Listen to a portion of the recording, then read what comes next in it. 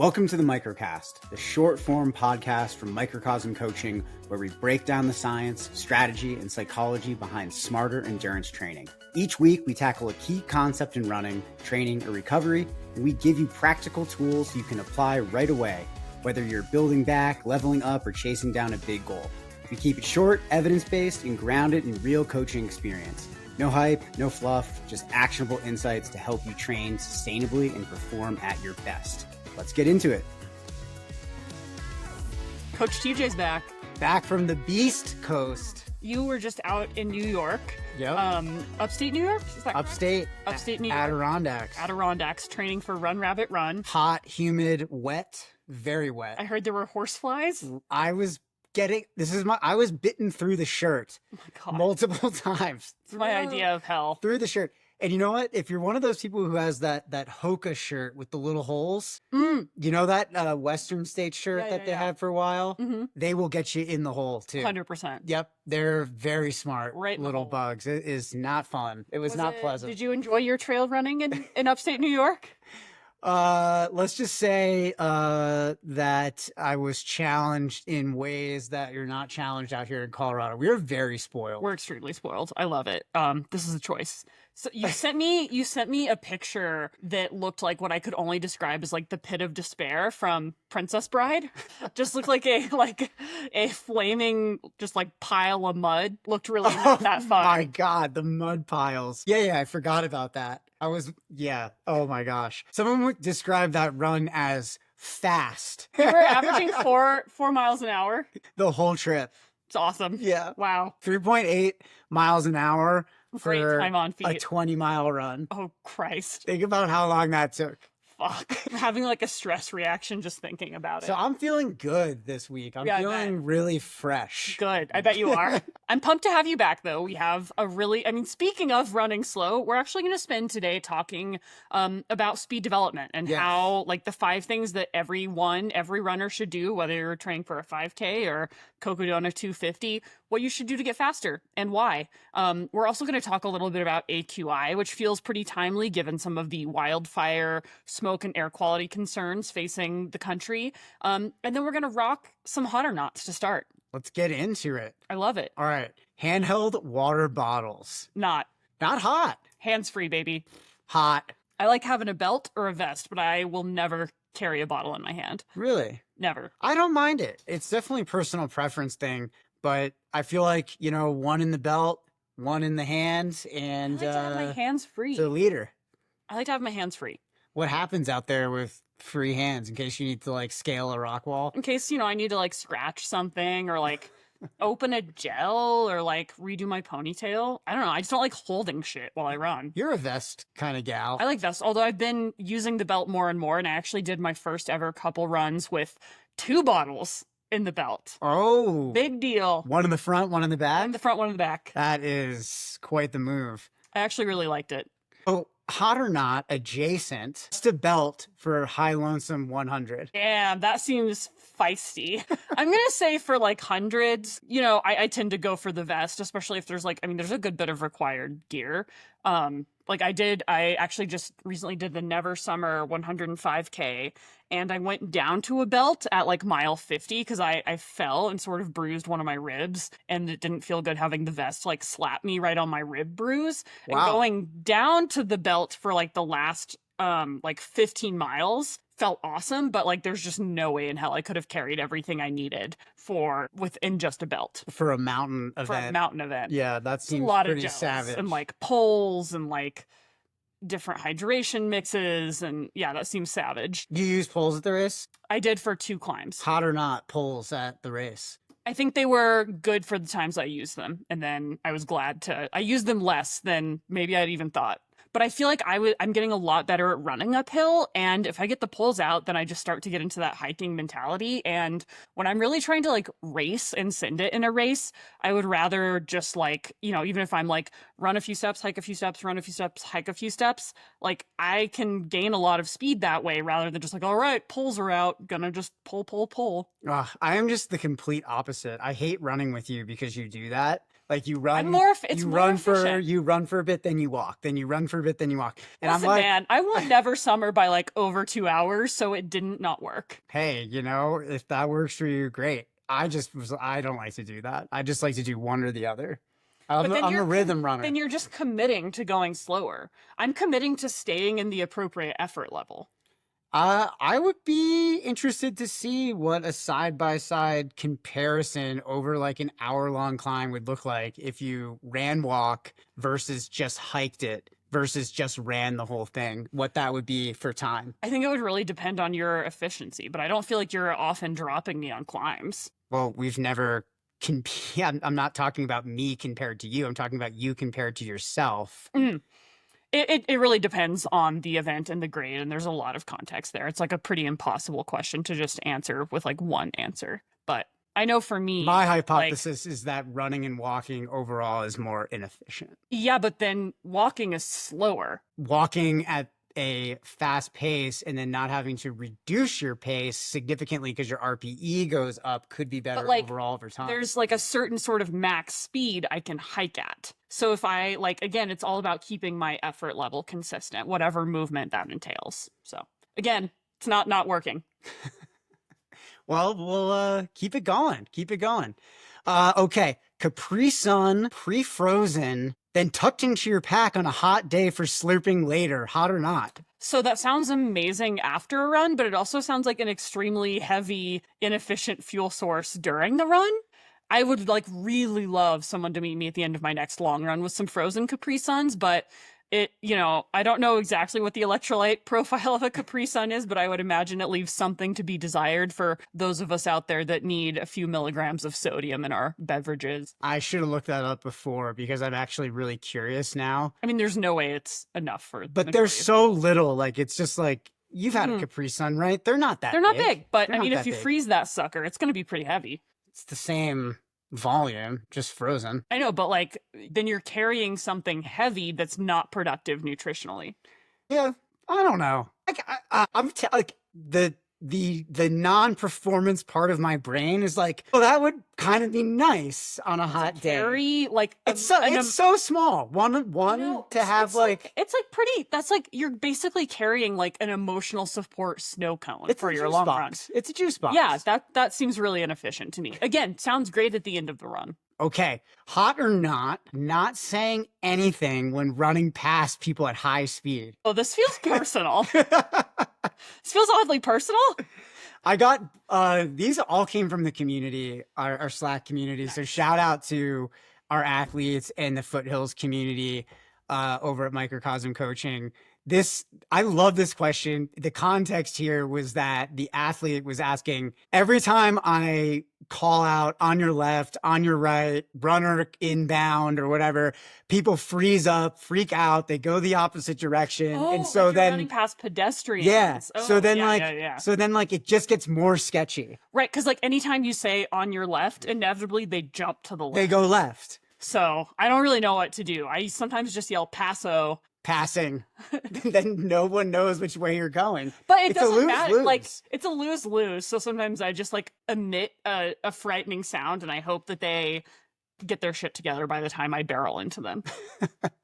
I'm not sure what to say about this one, whether it's hot or not. I feel like it's probably better to pronounce your presence. Probably you should, but again, whenever you tell people on your left, they're what? Left? Oh my God, I'm on this trail and I've never so scared. I've never contemplated that there could be another person in Colorado on this trail with me. Oh my God. The fight or flight mechanism usually. I know, it always makes me feel especially when it's older ladies that flip shit. 'Cause I'm like, hey sister, we're good. Okay, so TBA on this. TBA. I guess let us know in the comments. Yeah, I would love to hear from you guys. You just be blowing by people on the trail, on the sidewalks, not announcing yourselves. I've almost gotten hit by a couple of bikers who have done that. So in a couple cases, bikers do it. Not super hot. All right, let's get into our listener questions now that we're fully warmed up here after a week off of the pod. Okay, here's our question. I live in southern Minnesota, and this summer we've been periodically plagued with smoke from Canadian wildfires. Days on end of AQI over 100, and this week has been over 150 consistently, and I've seen it go as high as the 180s. No. Okay, the warnings all say limit outdoor physical activity, and depending on AQI, it's either for sensitive groups or everyone. It's been in the danger zone for everyone all this week. On a couple of occasions over the year, this has caused me to forgo my scheduled runs or take it easier, but mostly I've just gone out and done my scheduled runs. Any advice on this? It's such a good question. Yeah, this is such a good question. And yeah, you're not alone. A ton of people are navigating wildfire smoke and AQI warnings. And, I think for a lot of athletes who are really committed to their training, this is something they're thinking about a lot. But I totally get the stress here. There's, disrupted training, uncertainty about risk. It's a lot of mental load, thinking about skipping and modifying runs, talking to again, great plug for having a coach to work with you and help you sort of game through this and make the best decisions for your training here. But I do think it's really important to talk about. So, sort of like it said in the question, anytime there's an AQI over 100, that means it's unhealthy for sensitive groups. You and I both have asthma, and so we fall into that category. Yes. And then over 150 is unhealthy for everyone. So I hard agree with that. Yeah. And I think it's really important to take into account the specifics of running and the exercise effect, because when you're running, that'll increase most people's breathing rate up to 5 to 10 times of their resting respiratory rate. So that actually really dramatically boosts your particulate intake and your deep lung deposition. So I think that's a really important context to bring to this. And I actually, can I just break down a study really quick that I wanted to sort of bring to the table? So in Nature 2023, there's a really cool study that looked at 9 years of endurance event data using marathons and triathlons matched with local air quality conditions. And what the study found, which had a huge sample size, really loved that, it found that athletes competing in moderate smoke exposures, levels similar to AQI just over 100, showed measurable reductions in performance. On average, 1 to 2% slower finish times. Makes and when you sense. had even higher particulate matter, AQI of 150 plus, led to even greater performance decline and increased post-race respiratory symptoms like cough, chest tightness, and wheezings. I think that what this shows is that even short-term exposure to wildfire smoke affects endurance performance and respiratory health. So it's important to, take into account it's not just about long-term risk, although that is obviously a huge part of this calculus here. It's also an immediate training limiter. So the risk reward ratio of this is it's not going to be a high quality session, and there's detrimental long-term health impacts. It's not good. Yeah, it's really, really bad. So acute versus long-term health impacts here. Short-term, we've got reduced lung function, airway inflammation, fatigue, impaired recovery. And long-term, there's increased risk for asthma, cardiovascular disease, and chronic respiratory issues. I've also read up a couple articles before this saying that this can be correlated to lung cancer and other issues. And it's essentially running in an AQI of 150 or more is like smoking a pack of cigarettes. Is that true? So that's pretty disgusting. I fact check that. That particulate matter, that It's fine not great. particulate matter. So you get bogged down into is it like smoking a pack of cigarettes? It's not good, and you shouldn't do it. It's not worth it. Join a fucking gym. So I was out last week in the Adirondacks, and I was on this 3-hour run, and part of the way through the run, a few hours in, 2 miles in, a few miles in, started to smell smoky. Oh. And I was like, oh, that's cool. Like, there must be people camping out and around. I guess in the Adirondacks, you're allowed to have campfires, unlike out here. So I was like, oh, yeah, no big deal. And I noticed the sky is a little hazy. What's going on here? When I finished the run, I really noticed the air was of a poor quality. It was like a foggy looking sky. Okay. So then when I got back into cell service, I checked the AQI and it was over 150. It was 158. And I was like, oh shit, that's not good. But I woke up the next day and I had a cough. And my face was kind of moderately swollen, and I felt horrible. Asthma My and bad my allergies. HRV Yeah. was in the middle zone. So it was like below my average, just outside. So like I had like an actual acute reaction from that. Yeah. So it was just interesting to see that. And you got to do your due diligence. I really should have done a better job at like looking at that forecasting and seeing that, yeah, these conditions are unhealthy, take a rest day. Yeah. So training adjustments and impacts. Yeah. So again, if it's between 0 and 100, that's safe for most healthy athletes. But again, if I ever have an athlete that's like, it doesn't feel right to me, or there's some other consideration, I'm never going to push back, right? Yeah. Like, we're always playing the long game here. I'm never gonna like stress out if I have an athlete that's like, hey, I modified and I ran on the treadmill, or I, didn't have a treadmill, so I did an indoor bike ride, or it was really bad, so I rested. I'm always going to support that. But if it's between the AQI is between 101 and 150, definitely no workouts and move indoors if possible. Like, that is sort of like, again, I'm really not going to recommend it for anyone. And I think that we definitely don't want to be doing workouts. That's a good test case for, again, get a day pass to a gym. Yeah. Find it, or rest, cross train. That Planet Fitness Yeah. membership comes in handy. Yeah. Yeah. And if it's over 150, no dog, we're not training today. Indoor treadmill or alternate workout only is what I would say.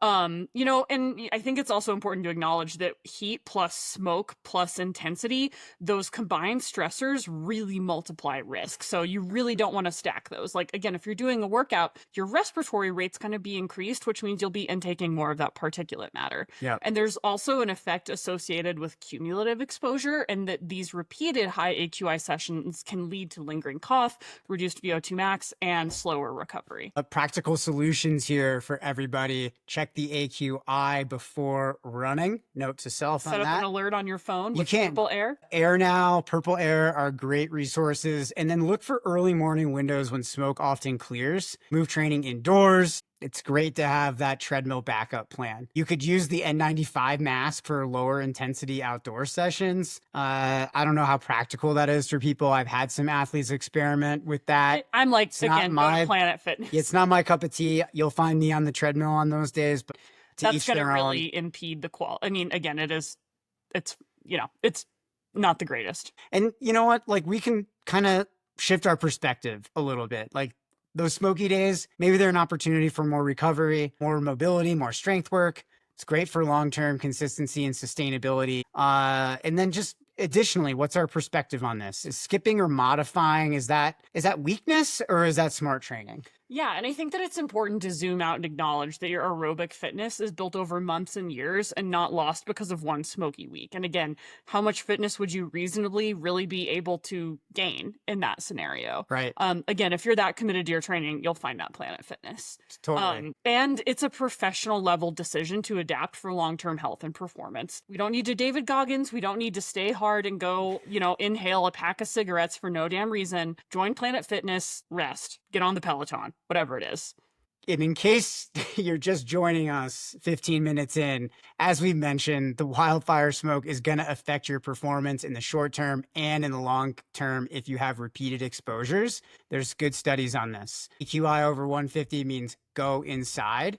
And, occasional exposure is manageable if you reduce intensity. So, for the listener who asked this question, think about how many days are you missing for this?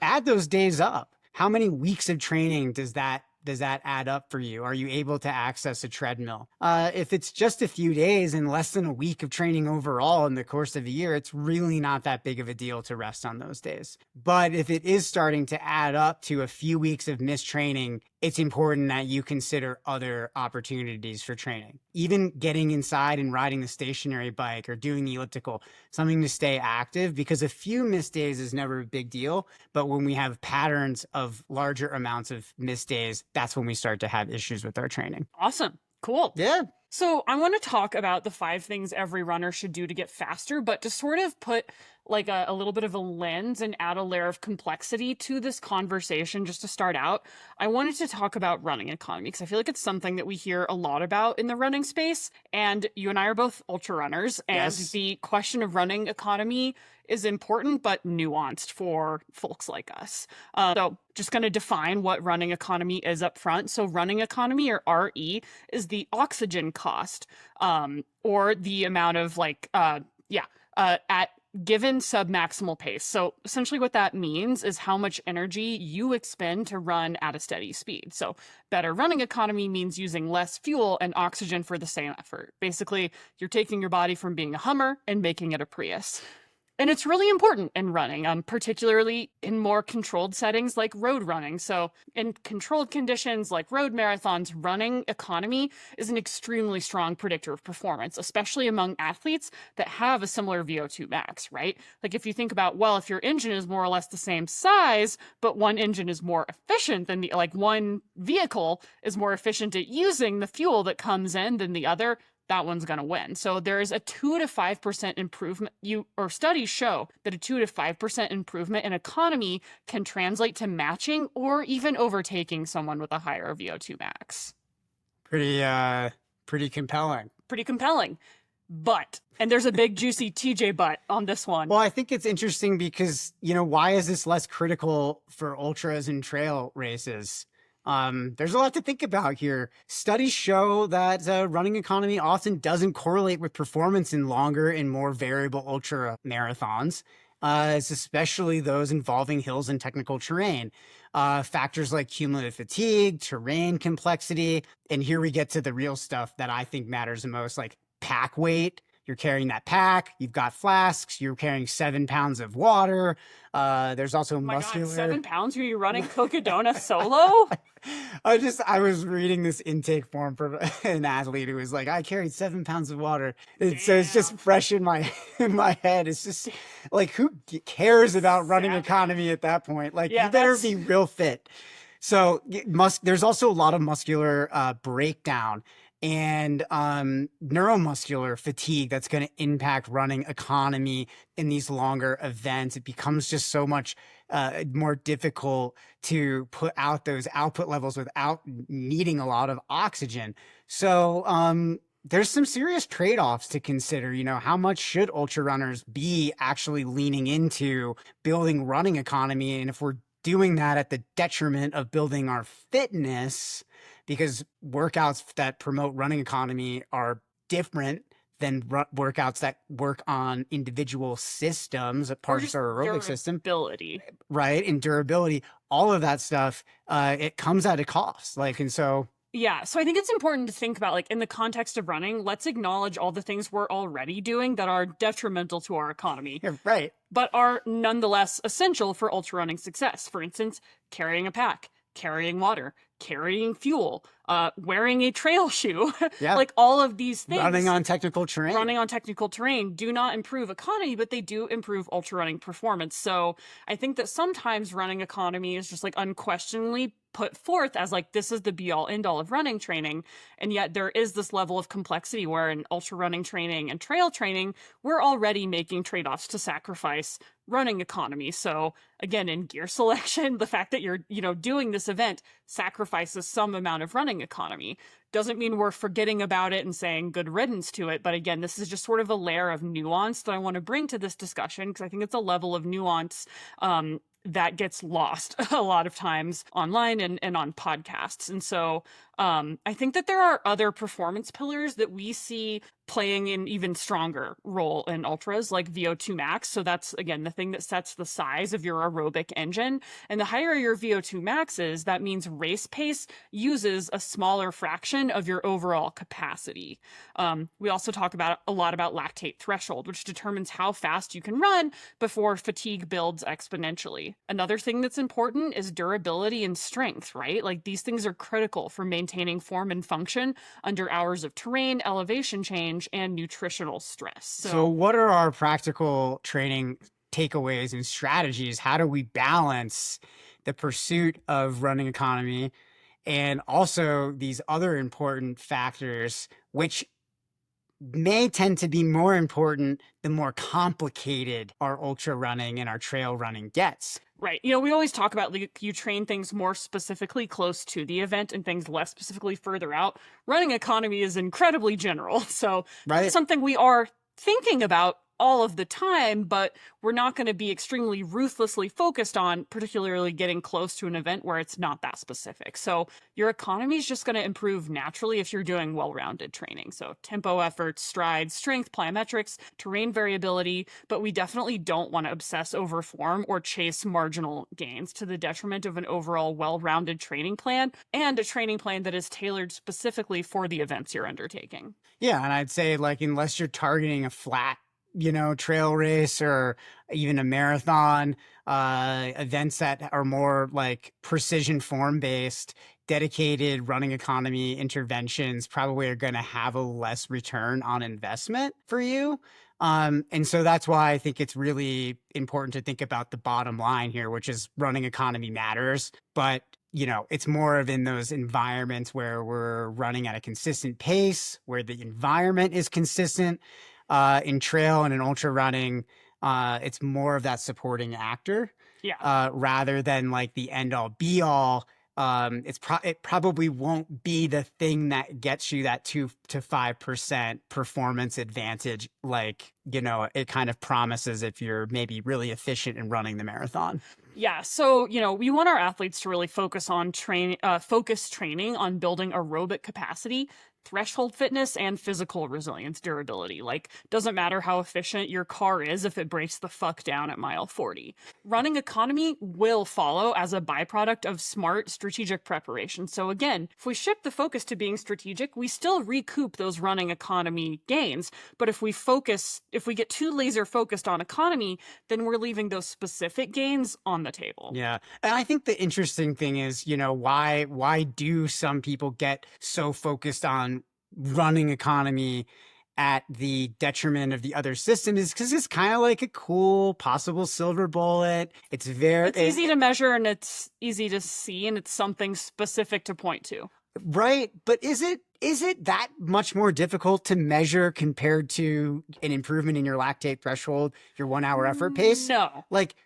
But like compared to like technical running ability, like there's no test that we can use as like a benchmark of overall technical running ability. That's true. Or durability. Like that's just something that, sort of improves. You experience. Yeah, on these macro scales. And so, we know that when something is easier to measure, that psychologically makes us more likely to focus on it and give it more weight just because we can see it and measure it. So I think that's like a bias that we always want to keep our eye on as coaches, is like, just because you can measure something doesn't mean it's that important, or that we need to obsess about it. And it's not the only way to get faster. Correct. Yes. So let's get into the 5 ways that athletes can work on developing their speed. All right, take it away. What's first, T? Well, everyone's favorite.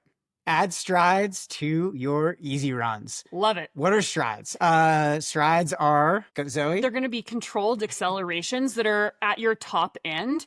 I usually assign these on this order of like 15 to maybe 30 seconds, depending on the athlete, goals, background, what we're trying to do, with full recovery in between. And I think that the big cue here is that they should feel like a smooth acceleration and not a staccato sprint. Like it should feel flowy. You shouldn't be like making like a big straining like sprinter at the Olympics face, and there shouldn't be a ton of tightness in your jaw and you shouldn't feel like the wheels are about to fall off. But you should be running as fast as you can while still adopting appropriate form. It should feel smooth and controlled. You shouldn't feel like a runaway horse going down a hill. Yeah. So 4 to 6 strides, 2 to 3 times per week, ideally, in the middle or towards the end of an easy run. I like athletes to have a little bit of time in the cool down to run after doing the strides, because there is such a strong neuromuscular stimulus. It just gives you an opportunity to run a little bit with better form. When we run faster, we tend to have better form. So if we reinforce that with some easy running after the strides, we can start to develop those neural pathways a bit more easily. Yeah, so we want you to focus on smooth turnover, relaxed shoulders and arms, and light, quick steps. It shouldn't be like plodding. It shouldn't be like really intense, heavy foot strikes. Think about being really light and quick on your feet. And I want to talk a little bit about like the physiology behind why these work. So like you said, strides train your neuromuscular system, and that's how your brain and your muscles learn to fire faster and better in sync. So that makes fast paces feel smoother and easier. So that works by improving motor unit recruitment and synchronization. So strides repeatedly expose you to faster turnover, teaching your nervous system to recruit more muscle fibers and fire them in a coordinated way. So when you need speed, like if you're surging in a race or hammering, downhill in a descent, your muscles will respond more instantaneously. Yeah. Also, there's an increased rate of force development. And this is pretty important. So we're developing, more fast switch muscle fibers essentially here. Practicing fast but controlled accelerations improves how quickly your muscles can generate force, which directly translates to smoother accelerations and less lag when changing paces. And it can help you on longer workouts reach higher speeds and be more efficient at those speeds. Yeah, and it helps you basically refine your movement patterns and improve efficiency. So some strides that are done relaxed at high turnover rate reinforces good running form that we just can't practice in quite the same way when we're running at recovery effort. Right. Though recovery effort is so important, and we will talk about that later. Put a pin in that. So short ground contact time, efficient arm swing, and stable hips without the fatigue that can cause sloppy mechanics in longer workouts. There's also this central nervous system priming. Short speed exposures increase nervous system excitability, which can make even more normal training paces feel easier right after, which again is like a reasoning for why we do these towards the middle or close to the end of a run. So there's still some running left to be done after, and this can help to sharpen performance. I don't know, have you ever experienced like you've done a run, you're kind of feeling not your best, then you do some strides and you're like, oh, the rest of my run felt a little bit better. It's like you wake the body up and it's like, oh, that's how I run. So that priming is really, really important. Yeah. So, I think also like for ultra runners and trail runners specifically, strides are really going to help maintain speed, particularly if you're doing a lot of slower climbing and long endurance miles. So that helps keep your leg turnover snappy for race day. And then step 2, second thing you should do to get faster is progress to hill strides. Yeah. So what are hill strides? So these, again, are going to be kind of the same thing. Short 15 to 30 second max effort surges up a steep hill with full recovery, walking down, jogging down, running down, whatever feels best. So, this is, again, do it maybe 4 to 8 reps, depending. Ideally, after speed development has been consistent, again, like sometimes I will put hill strides in first because it's lower impact. So, I don't want Depends people on to the get athlete. too bogged down in the order here, but I think that both are really essential tools for you to have in your arsenal. And it just depends on what an athlete's injury history is. Like for some, like if you've had like a lower leg, like Achilles or foot thing, maybe we don't want to do like uphill work. But if you've had like an impact related injury, maybe we want to avoid those flat strides. So with these, we want athletes to focus on a strong knee drive, quick arms, and tall posture, not like collapsing through the chest just because you're going uphill. All right. So number 3. VO2 max intervals. Oh, right. Well, I was just going to add one more note about strides is, again, they work because they reduce impact while letting you train power safely, like doing plyometrics without the injury risk. They aren't specifically meant to make you better at running uphill, although they do, but it's basically like a little better, like you get better bang for your buck because you get more stimulus with less risk. And they're going to be really essential, again, for helping recruit those fast twitch fibers, improving tendon stiffness, building leg strength, critical for all types of running. Now on to number 3. Yeah, well, my favorite. You got to include some VO2 max intervals. So what are these, and when do you do them, TJ? I do them every day for 5 minutes. These are hard efforts lasting 3 to 5 minutes at near maximal sustainable pace with equal amounts of rest. So 1-to-1 work to rest ratio. My preference is to have athletes do these uphill because of the impact forces of running this hard. It's just going to help same with our hill strides, it's going to help to reduce that risk of injury. And it also helps to get your heart rate up faster and to be at the right RPE levels for longer. It can be like there can be a lag time when you're doing these on the flats to get there. So this can help to make them more impactful. How do you do them? A good example might be 5 by 3 minutes uphill, and at a 5 to 10K effort or 9 to 10 RPE. Like your strides, you ramp into the effort, but you get to the highest sustainable effort you can hold. And you basically try to hold that the whole time, all the way through to the end. You kind of collapse at the end of each one, take a few minutes, 1-to-1 work to rest ratio. So if you're going uphill for 3 minutes hard, you jog down or walk down the hill for 3 minutes, you start again. Definitely don't do these before you've had a substantial warm up, probably at least 15 minutes. I like to do some strides before these because of that neuromuscular priming that happens, either uphill or on flats before doing the workout. One of the things that I try to athletes often ask, well, how do I find a 3-minute effort that I can go really hard and last for 3 minutes? I think about, for me, when I do these, I think about getting to the point where I feel like I'm going to throw up, but not exceeding that level of intensity. So it's very much right at the edge of what's possible. It feels so uncomfortable. Yeah, I think for me, I know I'm hitting the right intensity. If my brain is screaming, I don't think you can maintain this intensity. Stop. For me, I know where my central governor kicks in, the fact whenever it's telling me you should limit yourself here, I know just for the way my brain and body work, that's actually permission to lean into that discomfort. And I have not died as of yet. But you've been close. Yes. So I think that's one of the other benefits of VO2 max training is it's also very helpful for pushing athletes to develop those ways of self-soothing and learning to push through productive discomfort. All right. So why does this work? VO2 max intervals push your aerobic ceiling up. Yes. So when we're talking about how do we get faster, how do we get more durable? How do we perform better over longer distances? We have to... Or shorter distances. No matter what you're doing. We have to consistently try to be creating a bigger engine. Yeah. And that's really, really key because in VO2 max intervals help us do this in a few different ways. They work on our heart, lungs, blood delivery to our working muscles. And you can think of this upgrading the engine. I've got a V6, I want to have a V8.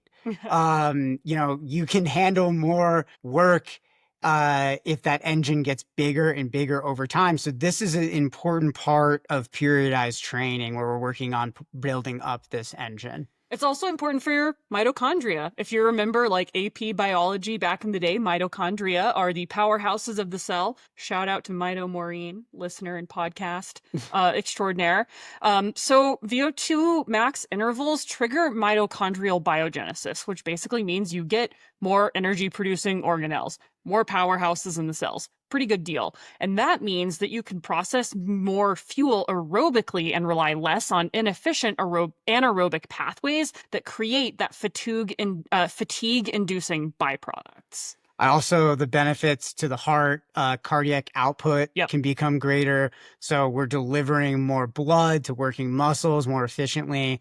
There's also higher stroke volume. So how much blood per beat it can increase.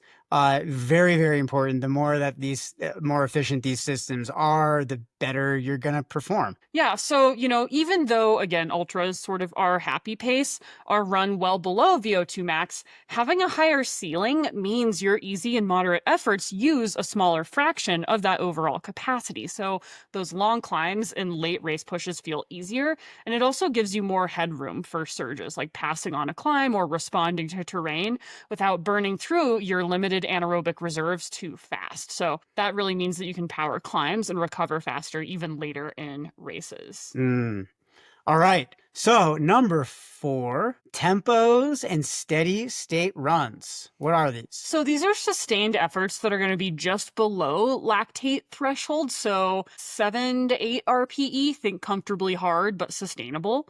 And what this will, so tempo, I think that's a term that's often thrown around pretty loosely. And the way I use it is this is the tempo, the rhythm that you might be racing at. Right. So this is not quite threshold for most people. It's a little more relaxed than threshold, but also more up tempo than a normal endurance run.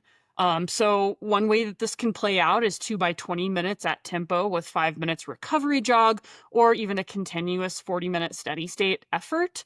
And I think that, again, this is sort of that flirty zone 3 that we usually tell people to stay out of. But guess what? Just like anything, there's a use case for it. Tell me why, TJ. So lactate fuel. Lactate as fuel, not waste. Tempo efforts increase the activity of enzymes like lactate, which helps muscles convert lactate back into usable energy instead of letting it accumulate and causing that like burning sensation. And there's also an improvement to the shuttling system. So you build more and better monocarb words that I can't say. Better monocarboxylate transporters, yes. MCT1 and MCT4. Which really essentially what's happening is they help move lactate and hydrogen ions between muscle fibers back into the bloodstream, reducing acidity and delaying fatigue. So really, really important. And we're only going to get that when we're working on those systems that are adjacent to like your 1 hour effort pace, your lactate threshold pace. So we need to be accumulating some amount of lactate for this to work, which is why this doesn't work if we're running in zone 2 or in zone 1. Yeah. It also helps build a bigger engine at those sub-maximal efforts. So when you're running in approximately this zone, you get increased mitochondrial enzyme activity. So that's going to look like citrate synthase and cytochrome C oxidase, which means that your muscles produce more ATP aerobically. So that means that you're actually just going to rely less on fast fatiguing anaerobic systems. It's also going to improve your body's buffering capacity. So tempo training improves your muscles' ability to buffer those hydrogen ions, which means you can hold that like feisty, comfortably hard pace longer before that heavy-legged feeling sets in and you're no longer able to shuttle lactate from your bloodstream. Yeah, and it's just really integral for racing longer at higher intensities. Yep. I think just to kind of sum it all up there. So if you want to get faster, trail, ultras, marathons, whatever, you've got to be doing some of this training at the right time because it helps improve how fast you can go in races. I tend to do steady state staining primarily for my more intermediate advanced athletes in the context of long runs.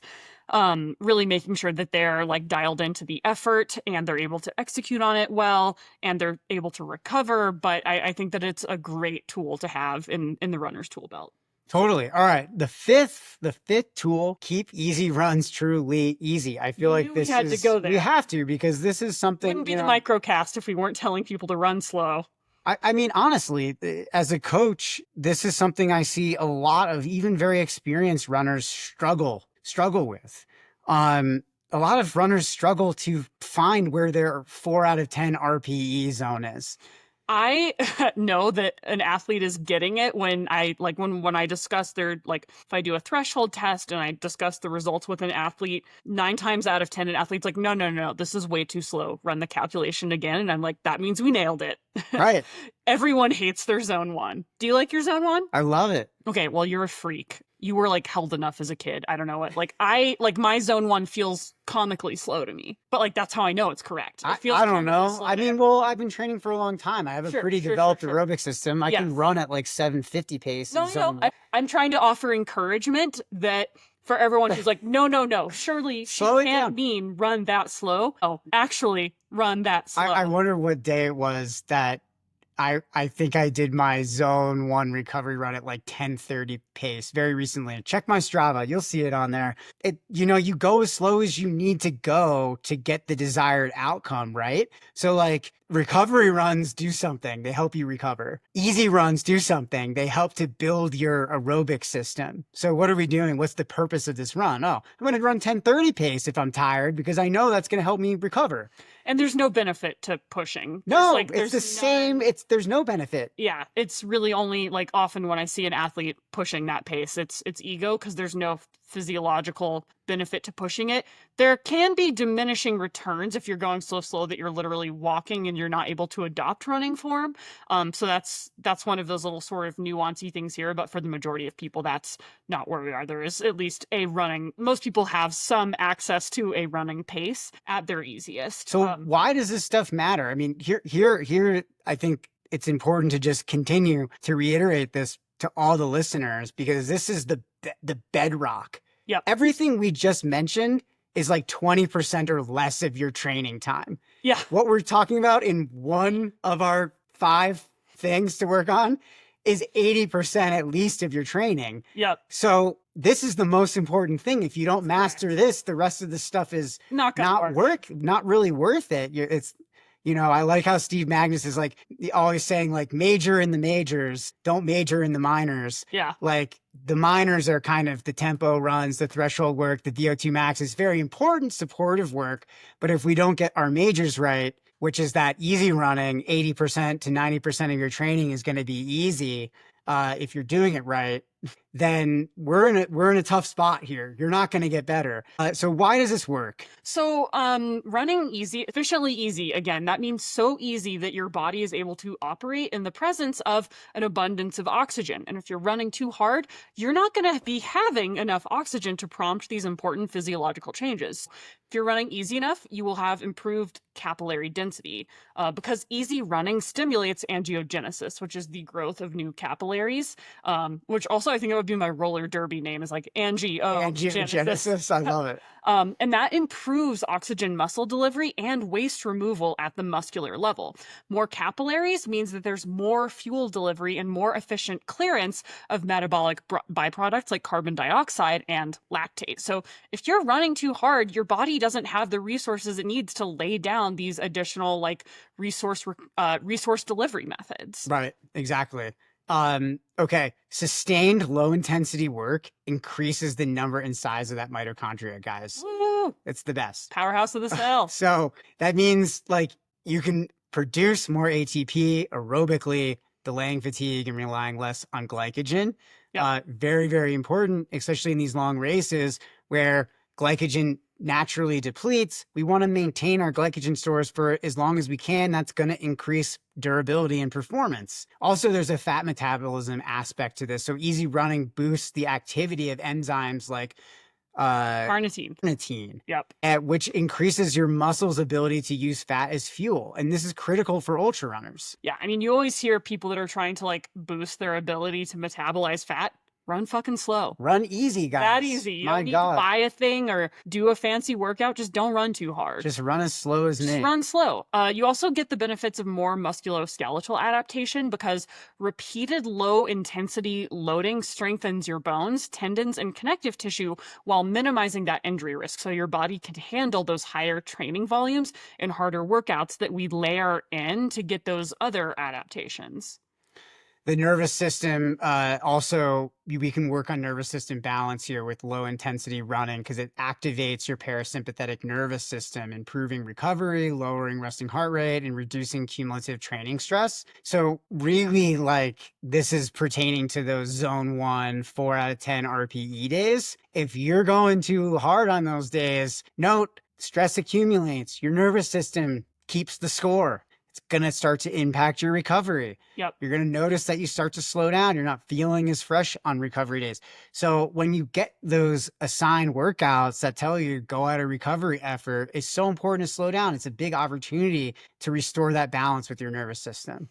Yeah. So the golden rule is hard days hard, easy days easy. And I think the number one thing that I would say beginner and just literally all runners get wrong is they run their easy days too hard. So they're not able to run their hard days hard enough. So if you truly look at yourself in the mirror and ask, do I really want to go hard? Most likely you do because you're listening to a podcast about running training.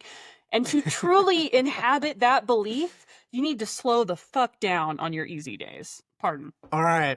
You heard it here, guys. Slow it down. Key takeaways, around these 5 elements: strides, hill strides, VO2 max intervals, tempo runs, threshold training and steady state runs in there, and easy running. They all work together to make you faster, more efficient, and more resilient, no matter what trail you're running on. Hard rock, Boston, doesn't matter. It all works to make you a better runner. Running economy is just one piece of this puzzle, which is really multidimensional. Yeah. Our approach at Microcosm is to, build the foundation early, work on running economy furthest out from your ultras, because it's not very race specific. Remember, you're carrying a heavy pack, you're wearing shoes that, probably like funds aren't, alpha flies. You're running on terrain that limits your abilities out there. And so, yes, economy is important, but it really supports the training that you're going to do to get ready for these ultras. It's not the determinant in whether you're going to be successful in these ultras or not. Yeah, it's a factor, but it's not your destiny. It's, if you're an athlete out there who's listening and you're running Boston, we might work on this a little bit more. I mean, we're always working on it with everyone all the time. Right. But the emphasis shifts depending on the athlete, their background, and goals. And I think that's an important thing to note is when you work on these discrete systems or the 5 elements that we're talking about, you're not working on running economy. Yeah. You are still working on that. It's just not the primary focus, as you mentioned, Zoe. And I think that's sometimes where they get confused. They're like, oh, we're not working on that anymore. It's not going to be well developed. I'm not going to do well in my race. But if we've done it right, we've established a strong base there and we're maintaining that. And it's sufficient to support the work that we need to do to be successful in these events that are really long and very demanding. So do this stuff consistently. It'll not only help you run faster, it'll help you run easier, and it'll help you have more fun out there, whether it's road or trail or 90 miles of your next ultra. Love it. So if you're looking for a coach, we have roster spots open here at Microcosm Coaching. Hit us up at microcosm-coaching.com or shoot us an email if you have questions, comments, concerns, haikus, or are in need of a coach. microcosmcoaching@gmail.com. Thanks, guys. We will see you next week.